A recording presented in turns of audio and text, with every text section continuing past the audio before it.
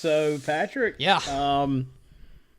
Are we going to overreact about the win? Are we going to underreact about the win? Or are we just going to go right down the middle with it? I try. That's the great challenge with the preseason, right? Is to be as level-headed as possible, because like you don't want to overreact to anything, but you also don't want to like not acknowledge things. You know what I'm trying to say? It's definitely. It's that challenge of trying to stay somewhere right down the middle. Yeah. So, look, it was obviously a very impressive first preseason game. I thought both sides of the football played relatively well. I guess I want to start today with the defense, and I guess I just want to talk about the defensive performance as a whole. Chris, I thought across the board this defense was impressive. I thought against the run, against the pass rushing, getting down into the red zone. I just thought across the board this defense just played very, very well. And, again, obviously you don't want to look just now, but I think, we talked about how we want to see kind of this new defense in action. We kind of want to see the change in philosophy. And in a lot of ways, I really think you kind of saw what Keith Butler is envisioning for this defense in 2017.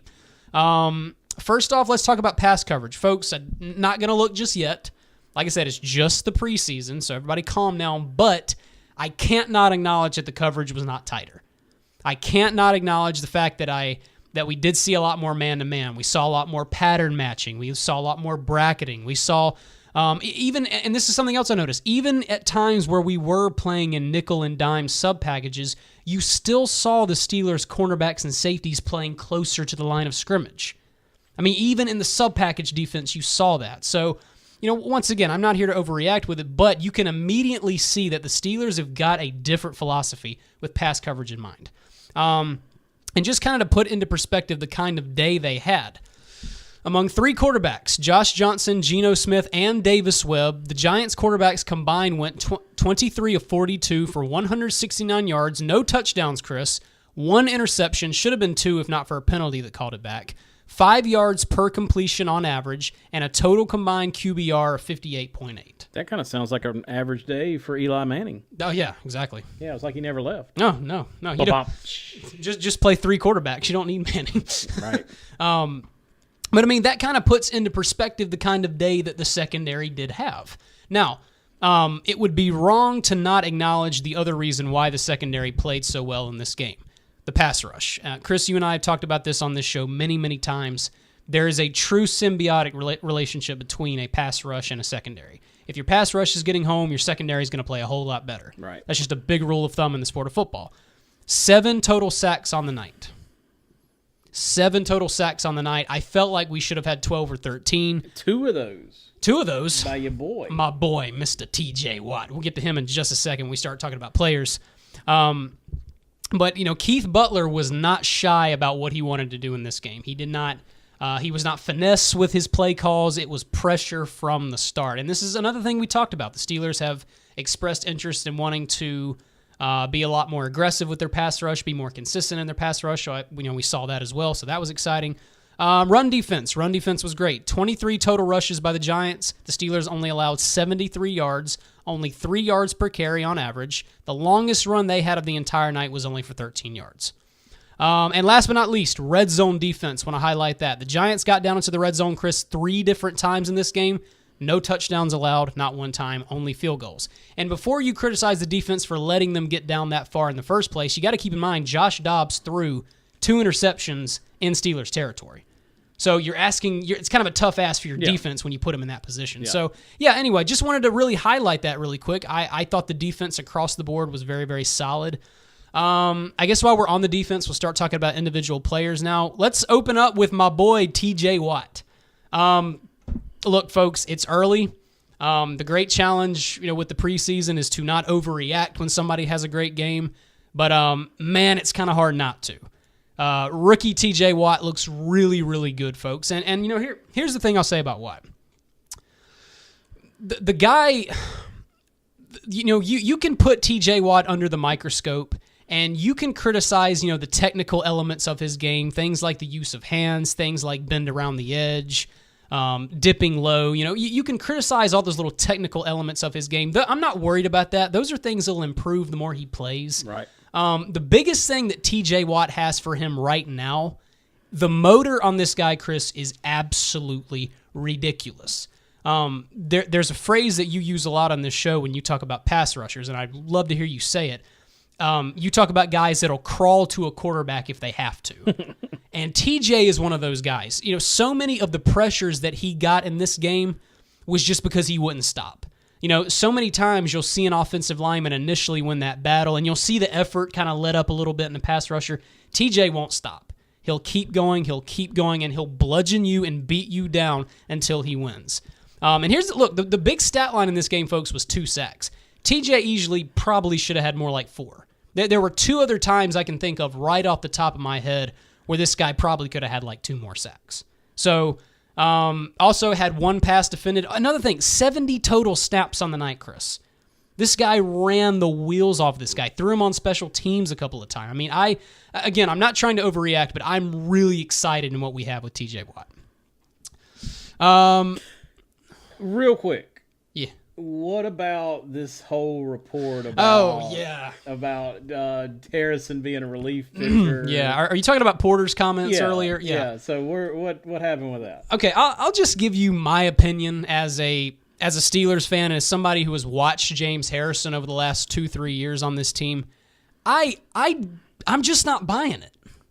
That's just me personally. Maybe I'm wrong. What exactly did Porter say? Okay, well, Porter basically said that TJ is going to get the bulk of the snaps, and Harrison. He said Dupree and TJ would get the bulk of the snaps. Harrison would be the relief guy.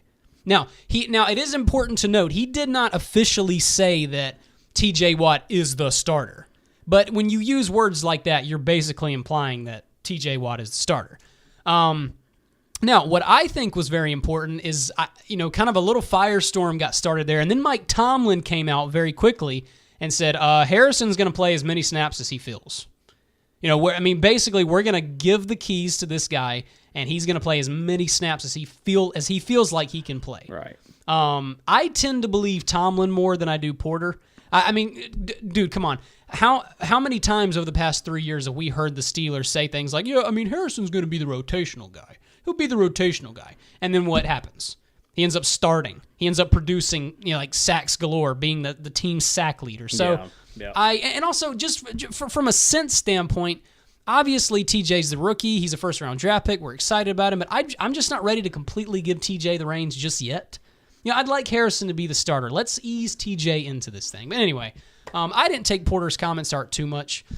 Next guy I want to highlight on this defense is Mike Hilton. Chris, the hype train just keeps building for this guy. The guy just is not letting up, and at this point, he is doing everything that he possibly can to make this 53-man roster. We've talked about the cornerback situation. I think the first 5 are all locked in. I think where the battle is to be had is probably between Mike Hilton and Brian Allen. And right now, Hilton is slaughtering Allen if there is a battle there. The guy just continually keeps making plays. In this game, big night for him. Had a sack on a really nice cornerback blitz called by Keith Butler. Had a fumble recovery on a punt. And then my favorite play of the night by him, 4th and 2. Giants decide to go for it. They run the football. Hilton trips up Khalid Abdullah in the backfield for a loss of 2. Not to mention, led the Steelers in tackles. 7 tackles, 6 solo on the night. So, what you got is this 5'9", small little dude who is just not afraid to throw his body around. He's just a really, really fun guy to watch. Like I said, do I think he's locked himself in yet? No, I still think Brian Allen's got a chance. I thought Brian Allen actually played a nice football game, to be completely honest with you. But Hilton is doing everything he can right now to be the guy. Last guy we'll talk about is obviously Arthur Moats. 3 sacks on the night, 1 interception. And I guess what I learned in this game is that Arthur Moats is not going out quietly, Chris. He's going to make it hard. Yes. I've been very, very honest about my thoughts towards Arthur Moats over the past couple of weeks. I do not think he's a lock to make this team. And ultimately, it's just going to come down to how many pass rushers the Steelers want to keep. If the Steelers want to keep, say, 6 pass rushers, then Moats and Adams are both making the team. If they're keeping 5, I think there's a battle to be had there. I think what we learned in this game is that Keon Adams better get over this shoulder injury really fast. Because Arthur Moats basically said in this game, I'm not an easy cut, and I'm going to fight. 3 sacks, 1 interception. Very impressive game for him. Let's move to the offensive side of the football now. And Chris, let's just address the elephant in the room here. Joshua Dobbs. I thought in this game, this was just the full Josh Dobbs experience. I thought everything that we have said about Josh Dobbs up until this point, we got in this game. Right. We saw a lot of nice stuff. We saw a lot of really, really bad stuff. We saw 2 interceptions. We saw him scramble for a really nice 16-yard gain. We saw him escape the pocket a couple of other times. I just felt like everything we've said about Dobbs up until this point, we saw. To address the 2 interceptions really quick, the first interception is somewhat forgivable, I think, just a little bit. Going back and watching it on Game Pass, it looked like his arm might have gotten hit as he threw. Because right as that ball released, he was on the ground. So I'm not sure if the pressure scared him a little bit. I also think that maybe there was a miscommunication between he and Darius Hayward-Bay, because I would like to think, Chris, that a quarterback doesn't regularly underthrow a receiver by 15 yards. Right. I'd like to think you just don't see that every day. So there's a part of me that thinks it was just kind of a miscommunication error. Second interception, on the other hand, was as bad as it gets. It was just the most basic rookie interception I've ever seen in my life. And give the Giants credit. It was a nice play call by them. Really nice disguise blitz. They actually dropped the defensive end into coverage. He looked like he was going to blitz, so I don't think Dobbs ever saw him. The other bad thing Dobbs did on this interception was one of the big mistakes that rookie quarterbacks make is you cannot eye down your receivers. You have got to be careful with how you look at a receiver. I think another thing that rookie quarterbacks tend to do is they tend to kind of have a predetermined decision in their mind before they snap. I'm going to throw to this guy, and I'm going to throw it at this point in the route. Well, and a guy like Josh Dobbs comes from a spread offense, right, where not all of them, but a lot of them pretty much either have a lot of RPOs, which are run pass options. Right. And inside of that RPO, you've got 3 different passes usually. Hitch, slant, or like a dig in behind that. Right. But essentially, they're half-field reads. Right. So come to the line, you get a look to the side of the field, you're reading that side of the field, and you're thinking, okay, this is my open guy. But you're exactly right. You sort of predetermine. I mean, I think it's the biggest thing that rookie quarterbacks have to get over. You've got to be willing to adapt. You've got to see the entire field. Be aware of the coverages. Understand that teams a lot of the times are going to disguise their looks. That's right. And that's what the Giants did on this play. But I'm not going to grill them too hard for it. Now, I'm just going to say this, and maybe I'm in the minority on this. I came away from this game, Chris, more impressed with Josh Dobbs than not. And at the end of the day, I think he had a better game than a bad game. Here's why.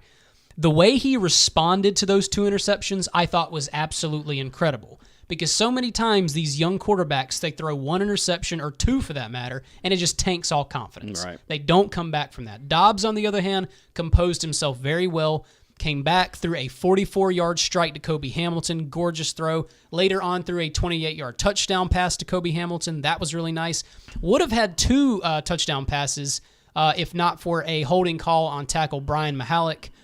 Tragedy because it really was a beautiful play by Dobbs. Scrambled to his left, the pocket's breaking down, and throws across his body, which is something traditionally that you don't really want to make a habit of doing as a quarterback, but throws across his body and throws a gorgeous strike to Xavier Grimble in the end zone for a touchdown. Like I said, it was called back, so that was pretty unfortunate. But would have had 2 touchdown passes on the night there. So even though a lot of people grilled him for the 2 interceptions, I was just impressed with how he responded to them. That was so crucial. That was so important.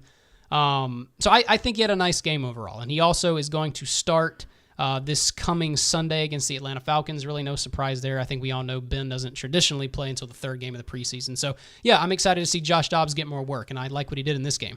Final guy I want to highlight on the offensive side of the football, I want to talk about Nile Davis.